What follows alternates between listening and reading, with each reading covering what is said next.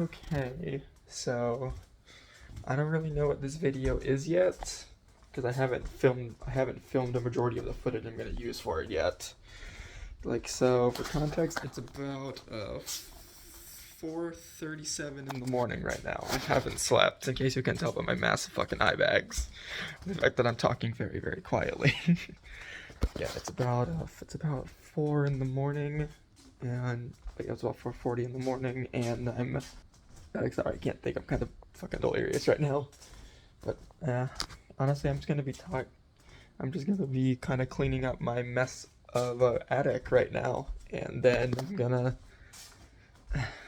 going to and then while that's happening, and it's just gonna be me talking about things I was kind of thinking about before I decided to stay up all night. So that's what's kind of going on here. So yeah, let's get started with that, because I got a lot of cleaning to do. It's kind of a fucking mess in here. The first thing I'm cleaning is that French press right there because I want coffee. But yeah, in case you can't tell, it's a little bit of a mess up here. Just a bit. Just a bit. So yeah, I'm gonna go ahead and get started on that, and then we'll just see what's going on. My self-image has never really been there.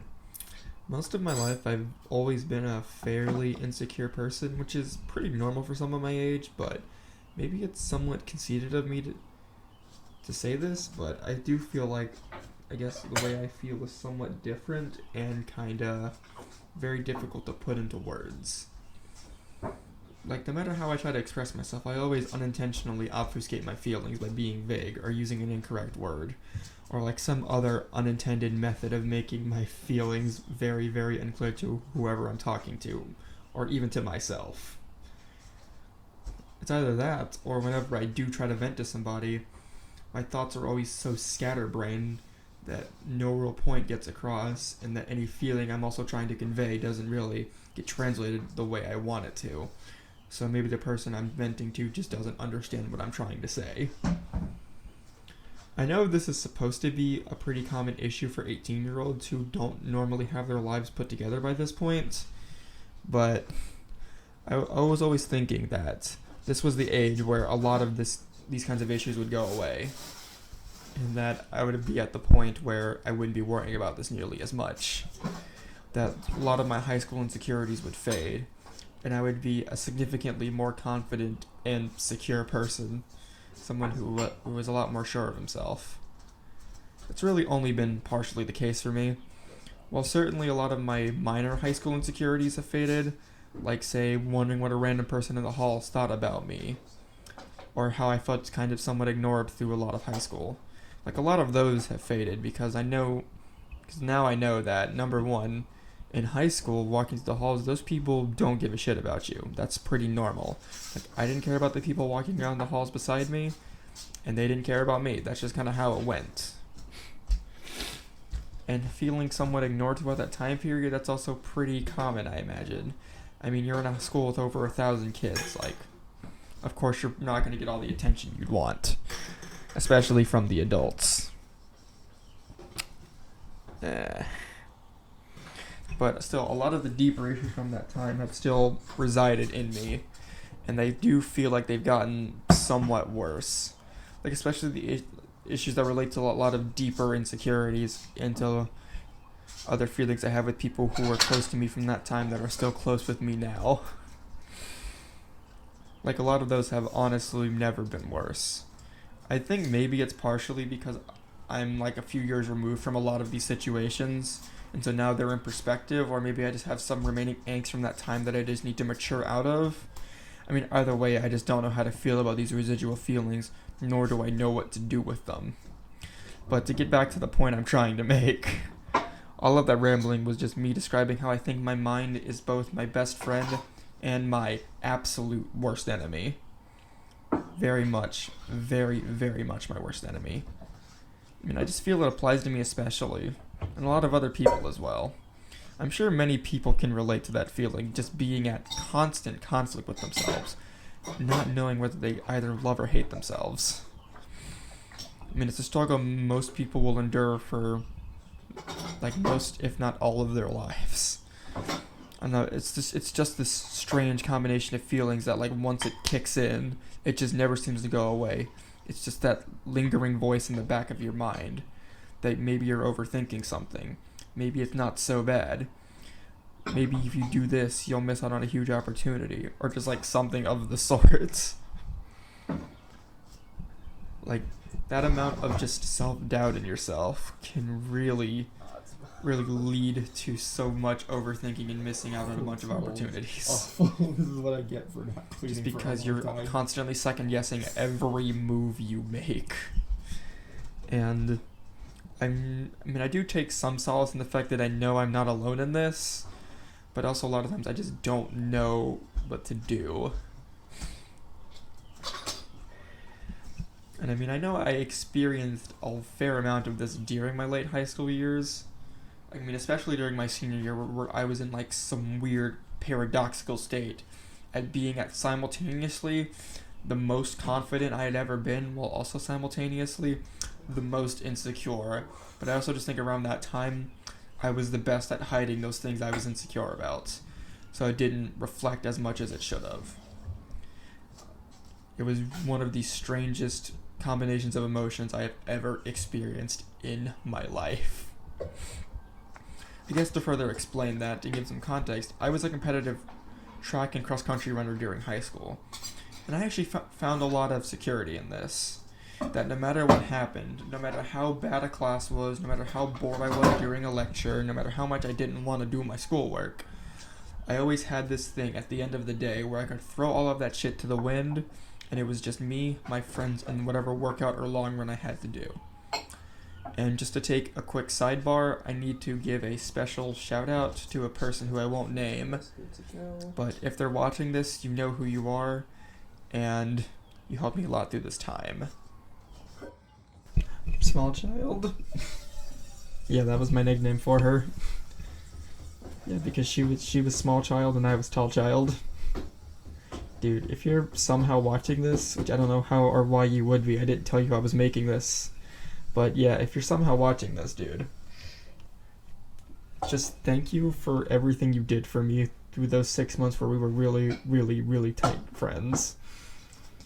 Like, I mean, you were someone who was incredibly important to the way I progressed and the way I grew as both a person and an athlete. And you helped me so much that I can't imagine where the fuck I would be without you, or where I would be now if you weren't a force in my life.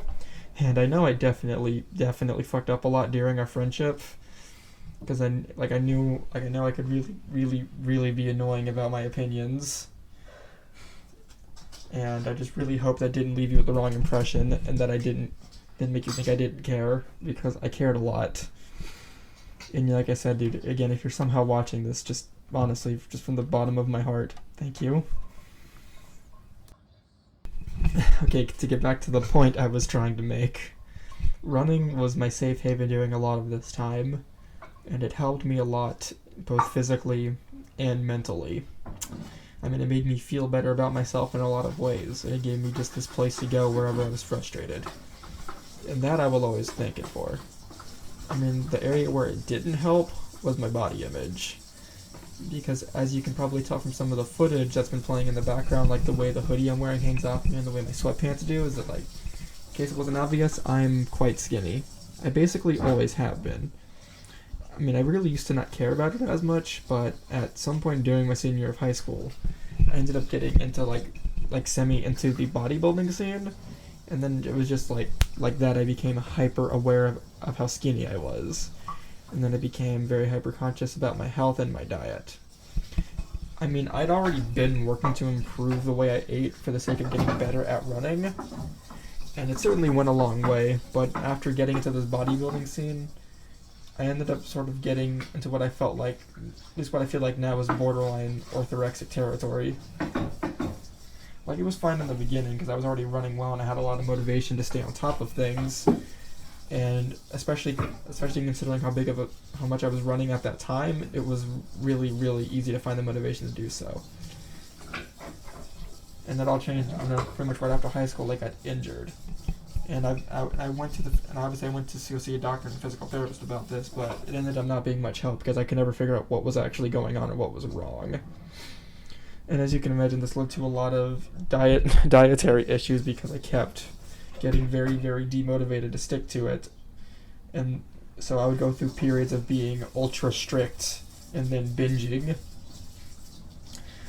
and then just feeling absolutely awful about it afterward. I mean, luckily I was able to curb that on my own just through trying to eat better more often and then there's just some experience, but I just really wish that it wouldn't have ever gotten that bad in the first place. And like I said before, I was hyper aware of how skinny I was. I mean, I guess for some context, for my measurements, I'm about like 6'2", 6'3", and I weigh on average anywhere from about 157 to 160 pounds. And in high school I was about the same height, but because again I was running so much at that time and I was doing so much cardio exercise, I was close to 10 pounds lighter than that. And once I got into this whole like bodybuilding scene, I just became hyper aware of it. I'll get to the point where I just hated looking at my body because I felt like I was sickly skinny. The one thing I liked were the fact that I had defined abs, but of course I'm gonna have that. I was running a lot. That's what running will do to you. That's not really something to brag about. That's just the way my body had adapted to what I was doing. I mean, the hatred got worse and worse until today, where half the time if I see my weight go over 160, I always panic slightly, which is very, very unhealthy because if anything, I need to be heavier. I'm very, very, very underweight. I mean, the only real benefit I got out of a lot of that self-hatred was a better understanding of nutrition and how to follow a better eating plan in general. But honestly, I don't think gaining that extra knowledge was worth it, considering what I went through mentally to get there. Ugh. And to end off this overly long ramble, there are a lot of things I definitely do want to improve myself. So my mental health will improve and I cannot be in this state right now. I know that's a very, very vague goal right now, but I need to go ahead and just figure out really what I define as a priority before I can make goals that are more specific, so I can further develop what I feel I need to improve. But I guess to whoever decided to listen to this, thank you for listening to some dumbass ramble for however long this video is, because I don't know yet. So yeah, thank you, and I guess I'll just let you know whenever I do something like this again.